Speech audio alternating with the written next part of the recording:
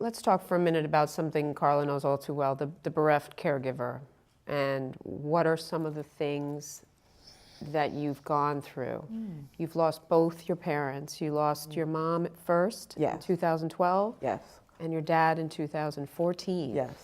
It's a really, really difficult situation. And now your sister has breast cancer. She had breast cancer. Thank God she's a survivor, but she has pulmonary hypertension. So when you lose two family members, especially let alone one, I mean, how do you let go? And have you let go? I mean, you know, this is really personal. My mother passed New Year's Day, and 3 days before New Year's, I had gone to my parents' house, and my dad was writing the bills, and my mom was inside sort of resting, and she was just hanging on. She was a champ. And I said to her, I said, Mom, I said, we're gonna miss you like you have no idea, but it's okay. And I couldn't believe I actually did that, but she needed to let go. We needed to let her go because it was tough. It was tough. And I did everything, morphine and, you know, the gamut. And she was here for several days, and she passed New Year's Day. And it's very weird. That day when I woke up and I was getting ready to go to work, I didn't go to work, I went to see my parents, I actually felt someone tapping my shoulder. And I went into my parents' house, as I mentioned. My father was writing the bills, and I closed the door. And my mom and I got in this conversation. And she said, "You understand?" I said, "Yes, Mommy, I understand. I'm a girl. That could be me going through this." What do you tell patients? Is there anything, do you tell caregivers anything about letting go, or is there anything you can tell people about? It was very difficult, and my father, I was there when he took his last breath.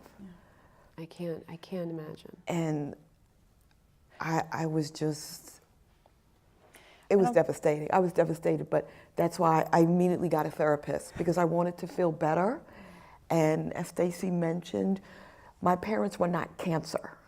My parents were Mickey and Earl. Right. Mm-hmm. And that's what you have to remember. So thankfully, now I don't carry cancer around with me.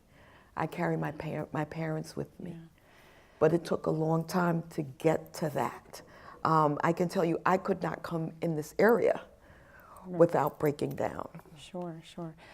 I don't think that we can ever truly prepare to lose someone that we love, despite how long their end of life may be, despite how anticipated their death may be. I just don't think that we can actually be prepared.